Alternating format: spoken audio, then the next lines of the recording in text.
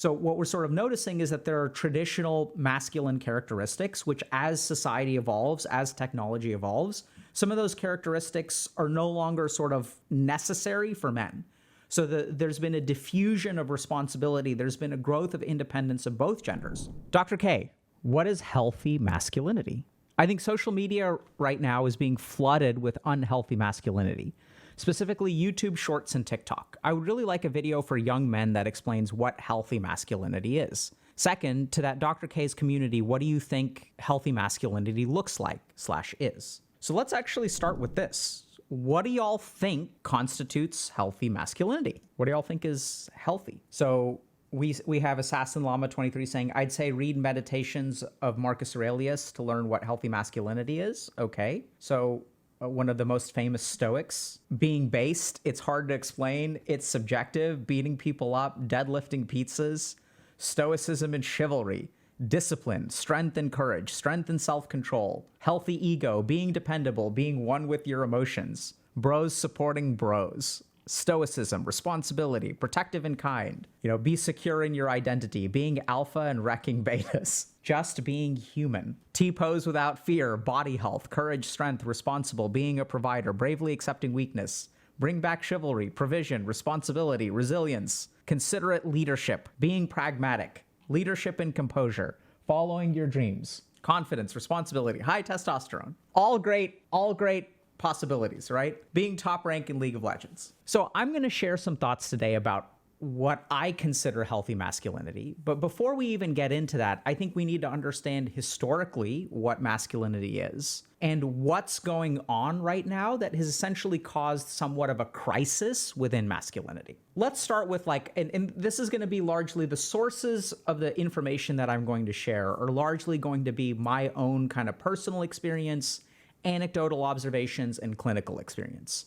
A lot of what I'm going to be sharing is not actually going to come from peer-reviewed studies. So that's kind of like a big disclaimer at the beginning, but I will share some really interesting data from here to support a couple of points. But generally speaking, the thesis of this is based on Dr. K's experience as opposed to, tons of well-established studies. So let's start with historically what masculinity was. And I sort of would break this down into masculinity traditionally was the 3 Ps. So being a protector, being a provider, and being a patriarch. So if we look at anthropology and the study of human civilization over time, what we tend to find is that most cultures were very, very tribal, right? So it's like a group of people. And because cultures were tribal and we had a bunch of people, we had a division of labor, or maybe the other way around. The necessity of division of labor, so there were hunting skills, and then there's turning milk into cheese and butter and things like that.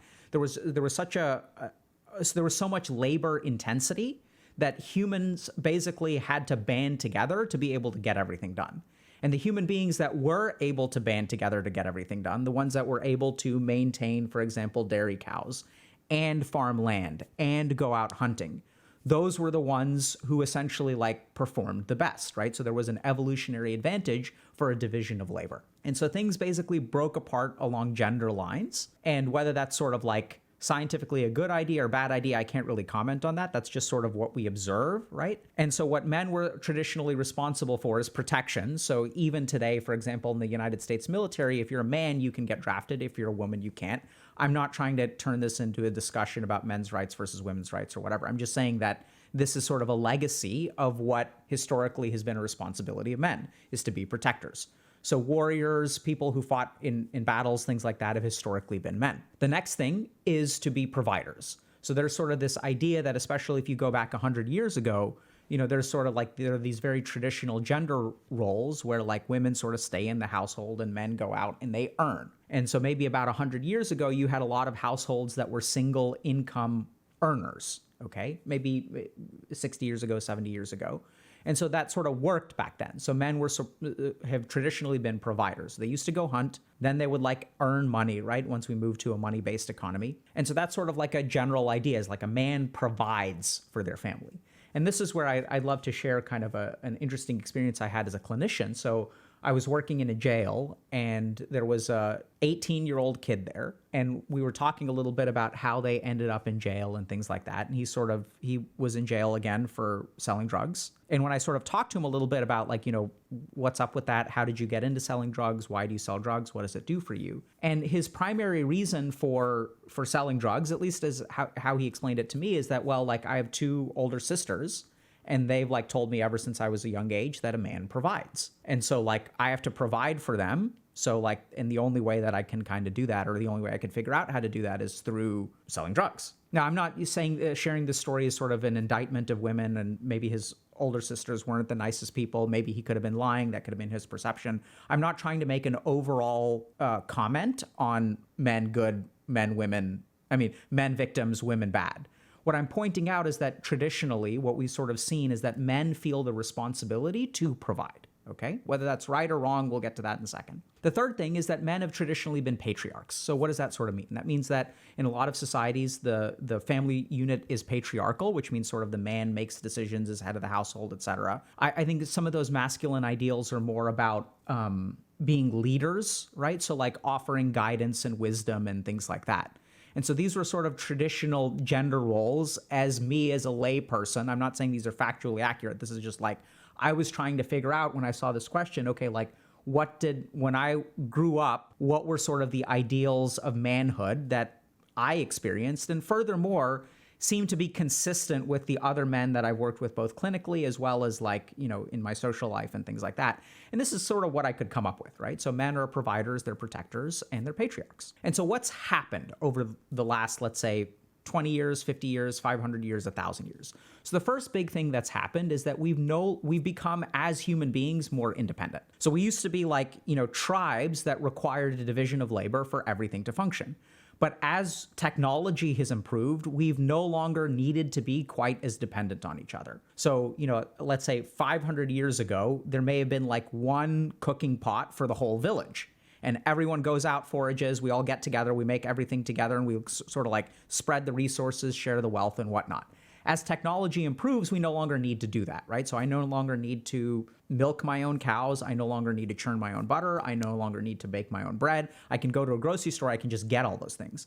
I have things like a stove, right? So I don't need to start a fire. I have an oven. I have this thing called a microwave. So I actually don't you can completely subsist off of freezers and microwavable food. You don't need any kind of specialized labor to be able to eat anymore. So what we're sort of seeing is that as human beings become more independent, they're becoming less communal. And as we become less communal, some of those traditional gender roles or like some kind of labor divisions across the community, the family unit, whatever, have sort of become less important because we don't really need to do those things anymore. And things have become so independent, right? So, and then 50, 60 years ago, we had a lot of gender equality. There have been historically gender equality throughout, the majority of human history. And so as we're sort of moving more towards equality between all people, we're sort of seeing a systemic shift in terms of what men are doing, in terms of what women are doing. And I think generally speaking, that's really, really good, right? So as we're sort of getting equality between the genders, what's sort of almost happening is there's a crisis of gender roles. So even if you look at, and this isn't just for masculinity, there's a lot of change and morphing in terms of like what it means to be a woman, right? So for a while, what it meant to be a woman was to be a homemaker, and that's what we defined as femininity. And then what happened is like women became more independent. We sort of changed the way we sort of conceptualize femininity. I'm not saying that femininity is perfect by any means. I'm not saying that there aren't toxic variants of that as well. But there's been sort of like a revival of what it means to be a woman. And so then at this point, I think actually it's in a pretty good place where I'm sort of happy that we live in a society where for the most part, a woman, I'd hope this is true. If this isn't true, please educate me. But this is what I think would be a wonderful target, is that, a woman can essentially decide like, okay, if I want to be a homemaker, that's just as laudable as having a career. And that it's not like we're valuing one over the other. Now, I think what's kind of interesting is as we have this kind of equality that's growing, as we're seeing more independence, we're starting to see certain challenges for people who hold traditional masculine roles. So the first thing that's happening, and I think this is purely economic, is that the number of single income households is decreasing. So this is like, it's a huge problem because now essentially if you want to survive, many people have to be dual income households because you just can't support a family. You can't buy a house, go on vacation, and raise 2 kids with a single salary. Now, why this could be affecting men disproportionately is because I think that if you actually look at research, and this is where we're going to cite a particular and interesting study, is that men, I don't think, even though it's harder to be a solo provider as a man, I don't think that societal attitudes have kept up with the changes in equality. So what I mean by that is that as things have become more equal, I think we haven't started to judge men in the same way. So we sort of linger with older judgments towards men, even though men are trying to exist in a society where like what the responsibilities of a man are no longer like as capable to be able to be done, if that sort of makes sense. Maybe a simpler way to put that is we still expect men to be men in a society where it's becoming increasingly difficult to do so, i.e. being a single income earner. So a good example of this is actually if you kind of look at attitudes towards dating and dating men in terms of like what people prefer. So the really interesting thing is that 80% of people will say that a man should be able to provide for the household. Now, before we start like bashing women, oh my God, like women, this is society as a whole. So the other really interesting thing to understand about damaging gender attitudes, and this is true, I think, of both men and women, is that a lot of the damaging attitudes towards men or women are actually perpetrated by men and women. So I've also, another piece of anecdotal experience, I've done some work in finance. And the really interesting thing is that I've worked with a lot of women in finance, and women in finance are treated very, very harshly for getting pregnant. So there's almost this unspoken rule, which thankfully is changing, and this could be a slice of my experience, but if you're a woman in finance, I'd be really surprised to hear that you don't know what I'm talking about. But essentially, like what women are told is that like you can't have a kid until you get to a certain level professionally. Like the earliest you could potentially have a kid is 32. And the really fascinating thing is that this kind of feedback about when women can have children does not usually come from men. It actually usually comes from women, at least in terms of my experience of working with women in finance. So this is what happens. Like you join an investment bank or a private equity firm, it's 80% men and 20% women. So the powers that be decide, right? Oh, like here's a woman. So let's do this. Let's set up a mentor who is the other woman in our company. And so we oftentimes see very like intentional mentor-mentee relationships created between women in finance.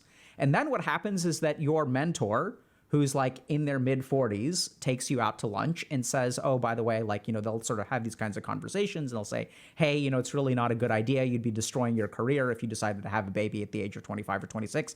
I had to wait until I had my first kid at 36. And since I had to do it, you have to do it too. And so it's kind of interesting because what we're starting to see is that like a lot of these attitudes that are actually perpetrated by the gender themselves. And this isn't about sort of men versus women. And especially if you look at the idea of being financially independent, men feel that way just as strongly as women do. Now, in terms of dating preferences, we also tend to see that while most people really expect men to be able to like run a household. And that's where, if you take issue with that, I would encourage you to sort of think about that for a little bit, right? So if you're a man and you take issue with that, think a little bit about how okay are you? Could you feel healthy about yourself? Could you be proud of yourself if you were a stay-at-home dad? Or do you feel like some amount of your value as a human being, your value as a man, comes from being financially independent and being able to take care of a household? If you're a woman and you say, oh, that's really unfair, that's not an issue. We're not like that. So we can't generalize all women, first of all. And the second thing is I would encourage you to look around, not only in terms of your own relationships, but if you are in a committed long-term relationship, how much money does your partner earn, assuming they're a man? And also look around at your social circle and look at what are, in terms of like who your female friends have decided to date, how many of them are, as we put it, deadbeat men versus men who have careers and make money and things like that. So I encourage y'all to just like look at this, right? We're not saying that something is necessarily good or bad. We're just trying to understand the historical perspective of how we got here. So I think part of what we're sort of seeing, and this is what leads to a crisis of masculinity, is that we're expecting particular things for men. It's becoming harder and harder for men to fulfill those things. And then what happens is we have this overcompensation in other masculine characteristics. So since I can't support a household just by my solo income, which is probably due to inflation more than anything else, then what's going to happen is I have to, like, my masculinity leans into other aspects, right? So we'll have like these very, very like overt masculine forms because we can't like check some of the boxes. I don't know how to be a patriarch. I can't be a provider. So like I'm going to lean into being a protector, right? So you'll see a lot of like very kind of like aggressiveness amongst men. And what I've sort of noticed is that the hypertrophy of masculine characteristics, whether it's hypersexuality, dominance kind of language, like even in terms of appearance, the more hypertrophic of particular masculine characteristics there are, I've seen an overwhelming amount of insecurity about other masculine characteristics. And so it's like the more macho of a man I become, that relates to my insecurity in other dimensions. I don't know if I'm ever going to be able to provide. I don't know if I'm ever going to be able to be a patriarch. I don't know if I can be a protector. And so almost to compensate for that, what I tend to do is inflate other aspects of masculinity. And this is where I think a lot of men are struggling because there are other kinds of systemic issues at play. So for example, about 1 out of 4 households is a single parent household.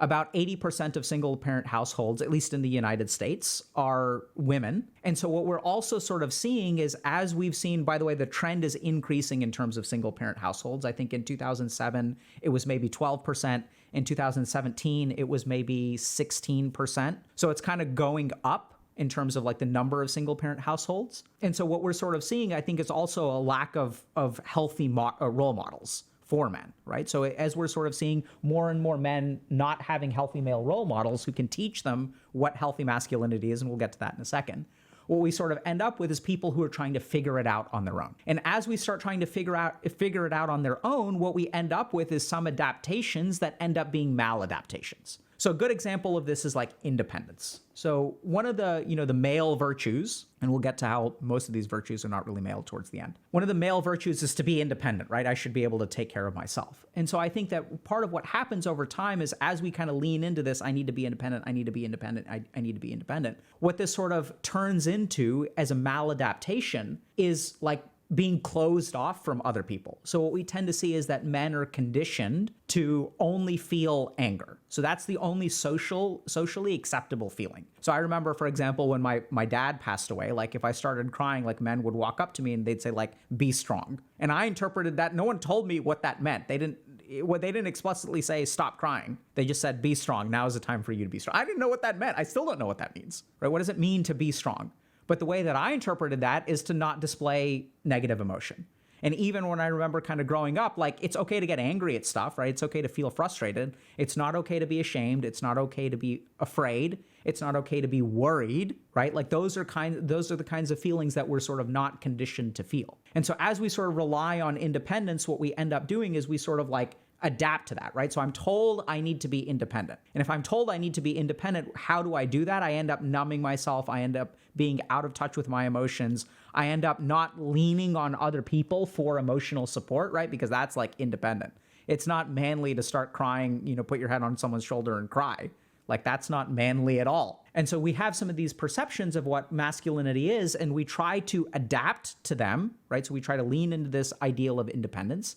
And as a result, we end up actually creating a maladaptation, which is sort of emotional like numbness and emotional withdrawal from other people. And so this is essentially what I think is going on with masculinity right now, that there have been traditional masculine gender roles, and some of those gender roles have been hard to achieve for men as society has changed. The other tricky thing is that I think that society's expectations of men have not kept pace with what is actually possible for men. So for example, as more and more women enter the workforce, the idea that a man may not be able to provide hasn't really kept pace. And when I say that, once again, that's not an indictment of women, because remember that these are societal expectations and men themselves feel this way as well. So this is where, like, if you're a stay-at-home dad, you're much more likely to be judged by other men than you are to be judged by women. Actually, I don't know if that statement is statistically true, but I would imagine so, right? So there's just an assumption. Like when I'm meeting other dads at the playground, there's an assumption that all of us have jobs. So they'll just ask me, like the second question, what kind of work do you do? There's an assumption. Whereas if you meet moms at the playground, there isn't an assumption that they work. So a lot of these attitudes are sort of legacies. Society hasn't really kept pace with what it's like to actually be a man. And we tend to be judged unfairly, in my opinion, for that. Once again, just because men are judged unfairly doesn't mean that women aren't judged unfairly too. We're just going to sort of focus on this question, which is what is healthy masculinity? And so let's get to that. So what would I consider healthy masculinity? So I tend to think about healthy masculinity as embodying two major traits. One is to be independent, and one is to be responsible. This is where we've got to be careful, because independence doesn't necessarily mean not having connections with other people. So let's talk a little bit about what I mean by independence. So at the top of the list is hygiene. So this means that a man, in my opinion, should be able to groom themselves and be cleaned. Also have a place that is hygienic. So to be able to do your own laundry, keep your place clean, not have, have a clean toilet, have a clean bathroom, have clean laundry, be able to clean the kitchen. It means to be able to do all of those things, to have a clean life and a clean living space. And this is where there are some, gender attitudes that still persist, that men aren't supposed to clean and cleaning is women's work. So in my opinion, a man should be independent and shouldn't have to rely on anyone to clean their house. So men should also be, in that way, self-sufficient, right? So you should be able to cook for yourself. You should be able to do things around the house if you need to. It's okay to have some division of labor if you're in a committed relationship. But if you're asking me what would I consider being a good man? I would say it's being able to handle stuff kind of on your own. Doesn't mean that you necessarily have to. The next thing is to be responsible. And so that sort of means a certain amount of financial responsibility. If you decide, once again, with your partner that you are not going to be earning money, I think that's actually totally fine. But that's still, in my opinion, a financially responsible decision, right? You're sitting down with your partner, you guys are having a discussion about it, and you're sort of concluding, okay, you're going to focus on your career, I'm going to focus on taking care of the kids, taking care of the house, and that's actually totally fine. I think a certain amount of responsibility also includes self-care. So this is where I think a lot of men actually trip up, that taking care of your emotions is part of self-care. It's not just physical health, but mental health that is your responsibility. So even if you struggle with something like depression or a generalized anxiety disorder or bipolar disorder, I don't think it necessarily makes you weak to have those things, in the same way that you could have been born with, a collagen deficiency, or born with, if you hurt your leg growing up, you have to take care of that. Right? So you should be responsible for your mental health. I think another aspect of responsibility is, to a certain degree, being responsible for the people around you, right? So accepting some amount of responsibility. And so I think it's essentially to be independent and responsible. Does that mean you need to be able to pay all of your own bills? I think not necessarily. Because the other thing you have to do as part of that responsibility, a healthy amount of responsibility, is to acknowledge the limits of your responsibility. And this is where I think we slip into some amount of toxic masculinity. And if you ask me, what does toxic masculinity mean? It means taking traditionally male ideals and growing them, having so much hypertrophy in those ideals to where they start to become maladaptive or harmful. So it's fine to be independent. I think being independent is a wonderful ideal. And yet, if we grow that value of independence all the way to the moon, what we end up is men who are isolated. So in essence, what I consider as healthy masculinity is to be independent and to be responsible, to take care of your health, take care of your hygiene, try to be as financially independent as possible, try to be, a self-sufficient human being who makes the world a slightly better place. Now, if you're listening to this, and especially if you're a woman, you may think, oh my God, but those aren't masculine ideals. I as a woman can do this as well, right? Those are great. And I would completely agree with you. So I think as we are sort of seeing more and more equality, as we're seeing less division of labor, I can be a man or a woman today and be completely independent, right? I can have my own place. I can have my own job. I can contribute to my retirement. I can have a doctor. I can have health insurance. I can have a microwave. I can just completely take care of myself. And so I think the other thing, and this is what I honestly believe about masculinity and femininity, is that if you really lean into these yogic teachings, right, these teachings from the karmic traditions, that these things, which a lot of people will agree with, are social constructs, right? They're constructs of the mind. And at the end of the day, I think being a good man or being a good woman doesn't necessarily have different criteria. I think the real thing is to be a good human being. And if there are certain aspects of your identity that you appreciate, whether they're masculine or feminine, by all means lean into those. But at the end of the day, I don't think that healthy masculinity is substantially different from healthy femininity. I think that word healthy doesn't actually come from the masculine or the feminine. The word healthy comes from like the humanness that we all share. So to be independent, to be responsible, I think is ultimately like the essence of healthy masculinity. Remember that as we're kind of summing up, I think that when we get tripped up is when we start to lean into certain aspects of traditional masculinity and we kind of use them as substitutes for, not being able to fulfill particular insecurities.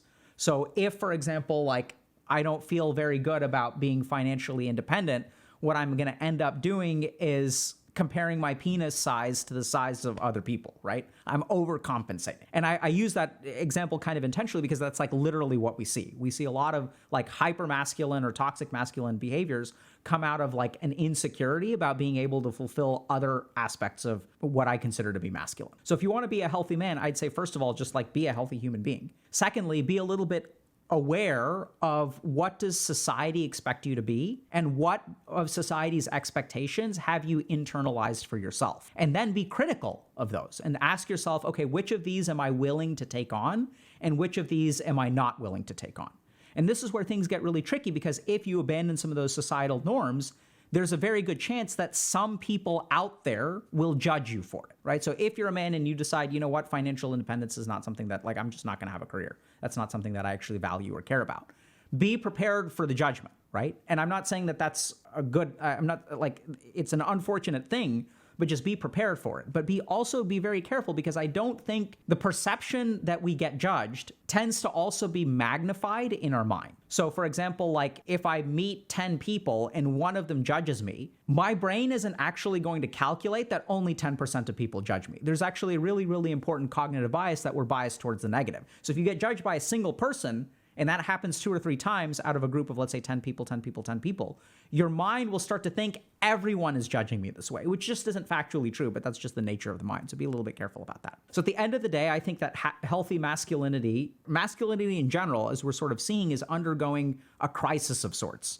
We're sort of going through a period of what I would call rediscovery. And I don't think that's necessarily a bad thing. So what we're sort of noticing is that there are traditional masculine characteristics, which as society evolves, as technology evolves, some of those characteristics are no longer sort of necessary for men.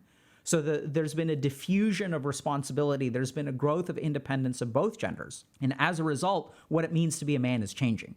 What makes this really, really tough, though, is that I think that society, in terms of the judgment that men face, is lagging behind. And this doesn't, once again, we are not necessarily saying that there aren't judgments that are lagging behind for women as well. I hope I can make one statement without it being comparative to someone else. But I think we're sort of seeing actually like evidence that even though men are, the genders are getting closer and closer and closer together in terms of like what they're capable of and what kind of work and things like that they do, we're sort of seeing evidence of some kind of judgment that kind of lags behind. And then what happens is men will tend to compensate for that, right? So as the world judges me for not being manly enough in one direction, what I have to do is make up for that by hypertrophy, which means growth, another dimension of masculinity. And it's that hypertrophy of that other dimension of masculinity, which I think can really lead into what we call toxic masculinity, which is kind of like an exaggeration of particular masculine traits. And at the end of the day, though, I think the way to avoid that is to sort of take a step back, really think about, okay, what do I expect? What does society expect from me? What do I expect from myself? And to really lean into being ultimately independent and responsible, not to a fault, right? So you don't need to be completely independent. I think that's the example of hypertrophy of independence. Like you should be relatively independent. But all human beings are going to require the support of other human beings. And at the end of the day, if you kind of notice, oh, those aren't masculine characteristics, I completely agree. Because I think ultimately a healthy gender identity has a lot more to with being healthy than it does with like the particular gender identity. So that's my take on masculinity. Let's see if people have questions. Yeah, so Lobster Lord is saying women play a big role in this as well. A good number still value those classic male attributes, which is totally fine, right? So that's my point, is that anytime I hear this discussion, there's an assumption that the opposite gender is responsible for the judgment. Whereas in my experience, like everyone's responsible for the judgment, right? Men will judge men for not being able to have a job. Men will judge men for not being in shape. Men will judge men for having small penises, right?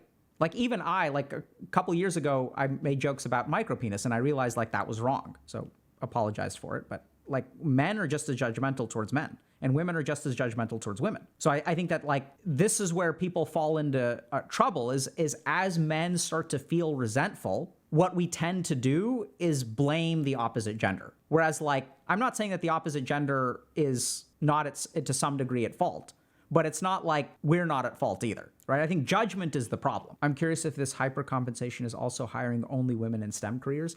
So I think when it comes to the intersection of profession and gender, that's a whole different can of worms. So this is the other thing that I think we've got to be really careful about when we discuss gender issues, is it's really easy to lean into, let's say, good anthropological science, make statements that are like well supported. And then the moment we open up professions, there's actually a whole other body of research.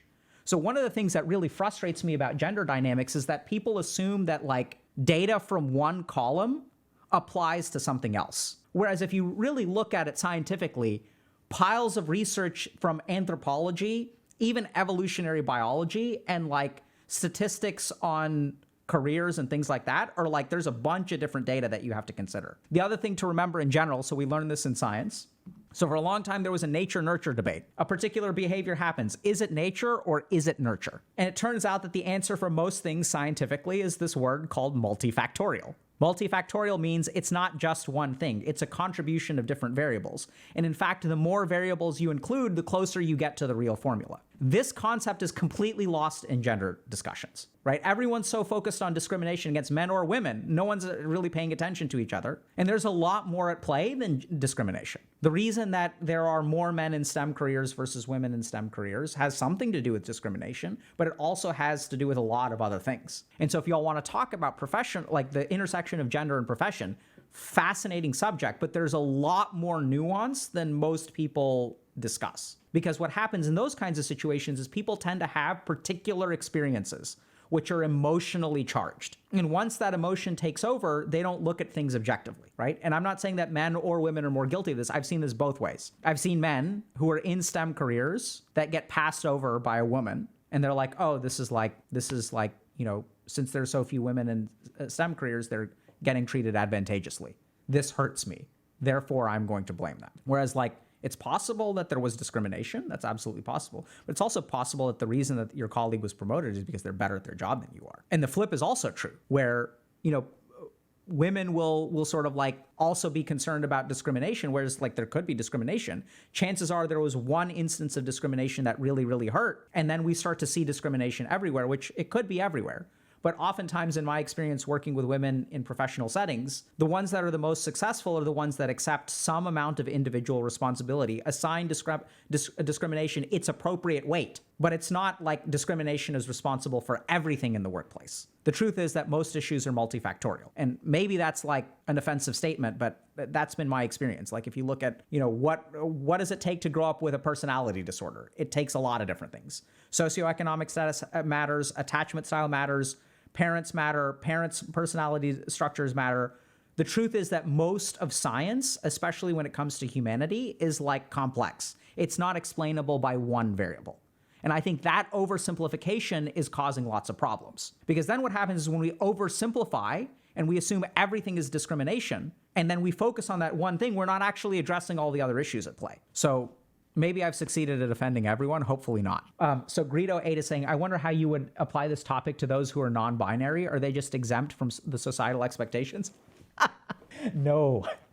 So when it comes to being non-binary, I think this makes things even more challenging in some ways, because you're not necessarily exempt from societal expectations. When you're non-binary, sometimes you get judged from both sides of the coin. So sometimes you actually have twice the judgment. And the challenge is that if you're non-binary, it's a little bit unclear what is an ideal that you should be shooting for, right? So like, even if you say that there are attitudes of masculinity and femininity that are harmful, which I completely agree with, it's easy from a sense of a compass. Like we've got a direction to point towards, whether that direction is good or bad. The challenge with being non-binary is that you don't even have a compass, right? So what is the ideal non-binary person? I think that's harder to understand. It's harder to come up with a answer. We're not saying it's the right one. It's easy to envision what the ideal masculine of a man is. It's easy to envision what the ideal, woman is. It's hard to envision what an ideal non-binary person is. which is precisely why I like the yogic perspective, because yogic perspective is about being a good human. So like to be independent and responsible. I think those are fantastic ideals for someone who's non-binary. It's a great question. What's with Dr. K apologizing for every statement? It's because every time we've tried to talk about gender dynamics, someone gets offended. And I'm trying not to offend people. So it requires a lot of apologies. And for people who are saying, oh, stop apologizing. So this is what's important to understand about making apologies when it comes to gender dynamics. So if we don't make apologies, who is going to listen to what we have to say? The people that agree with us, right? They will listen. But who needs to listen to what we have to say? Not just the people that agree with us. We need the other side to listen as well. And so in order to engage them in conversation, we have to offer disclaimers. And that's okay. Does that make sense? Part of the problem with the internet is that you have people who are like doubling down and not offering disclaimers, not offering a different perspective. And so what they end up doing is alienating the people that disagree with them. And so then I've got my camp and I ain't gonna apologize for shit. It's your fault. And then the other side is like, I ain't gonna apologize for shit. It's your fault. And there's so much antagonism. And that's where like, I'm going to speak my truth. And all the rabble-rousers behind me with their pitchforks are like, yeah, let's go. And on the flip side, you've got the rabble-rousers who believe the exact opposite. They've got their pitchforks and they're let's go. So the issue is that if you are on one side of the camp, you shouldn't be speaking to your side. You should be speaking to the opposite side. You should engage them in dialogue. Try to understand, why do you believe the things? Like, how can you believe what you believe, right? We don't ever stop to ask ourselves, how did this person get to this conclusion? We just say this conclusion is wrong. And then everyone selectively cites sources. But what about this? But what about this? But what about this? And then like you miss the original point, right? It's like if a patient comes into my office with testicular cancer and someone jumps in and says, but breast cancer is more common. It's like, yeah, sure, breast cancer is more common, but like this person has testicular cancer and they need help today. So there's no reason to correlate or discuss breast cancer and testicular cancer together. But this is what's happening in gender dynamic discussions. Someone is trying to share something about my experience of being a man or a woman. And the first thing that happens, but what about this other experience? It's like, that's not the experience we're talking about. And then what happens is when I try to share my experience, let's say as a man, and someone else says, but what about this with women? Men are greater. So let's say like I make a statement like the number of men who get helped after being sexually assaulted is very, very low. And then someone counters with, but men are more often perpetrators of sexual assault than women. And so then what happens is like, let's forget for a moment about what statement is true or not. Both of those statements are probably true. But then what happens is, how do I feel when someone says that? Like, I don't feel heard. And then if I don't feel heard and someone else says that, right? They're like, oh, but like men are more commonly sexual assault perpetrator. That could be like a really important point. But if I don't feel heard, I'm not going to listen to that. And then what ends up happening is like, once I try to share something that I struggle with and someone shoots me down, then I sure as hell am not going to be like listening to them. And then the moment that they say something, the resentment in my heart comes up and I'm going to counter whatever they say. But what about this? But what about this? And now what's happened is both people are struggling and no one is like paying attention. And for what it's worth, I think the gender discussions in our community are getting way healthier. I don't know if y'all have noticed this. Honestly, this is the only place on the internet that I consistently see people who have different experiences of gender that will like regularly support each other. Only place. And I'm not saying that to, it's like literally like you can go, because what we have on the internet is we have safe spaces for a particular group, right? And it's like, we've got echo chambers. We have nowhere where the echo chambers collide. And what happened actually with us, I don't know if y'all paid attention, echo chambers collided. And then some people got really upset and left. The people who stuck around though, like now we actually have dialogue. I never realized, so a man sort of talks about being alone. And then someone else is like, I'm an attractive woman and I feel alone all the time. And everyone was like, what? That's possible? And someone else recently, I saw a great post about, I'm a lesbian woman and I feel alone. And it's like, wow, it seems like maybe what we struggle with as human beings may have a gender component, but it turns out that like most human beings can share a lot of experiences. It turns out that suffering is not uniquely male or uniquely female. I know it's wild. It's wild. Yeah, so UberWolf23 is saying, I'm non-binary, but accept people who don't understand or agree. I get ostracized by both sides. People just can't wrap their head around it. I'm with you. They're trying to bucket you. And the thing is, you don't fall into either bucket. So even if you check some of the boxes, everyone hyper-focuses on the boxes you don't check, which is true of both masculinity and femininity as well. Like, just think about it. Even if I'm a man and I have a nice bushy beard and I know how to chop firewood and I know how to grill, people will be focused on, I don't have a job because I'm out in the wilderness all day. And if you're a woman, it's like you can have a fantastic career, but then people will keep asking you like, why don't you have kids? And if you decide to have kids, people will like some of those like, you know, career women will like look at you with pity in their eyes and they'll be like, I can't believe you gave it up for this. Like the judgment, there's no end to the judgment. So that's like when it comes to being like a good human being in gender dynamics, like you can't stop other people from judging. The only thing that you can really do is stop judging yourself. And by that, I mean, don't judge yourself, but also don't judge other people, right? Like the judgment stops here. Like you can't control the rest of it.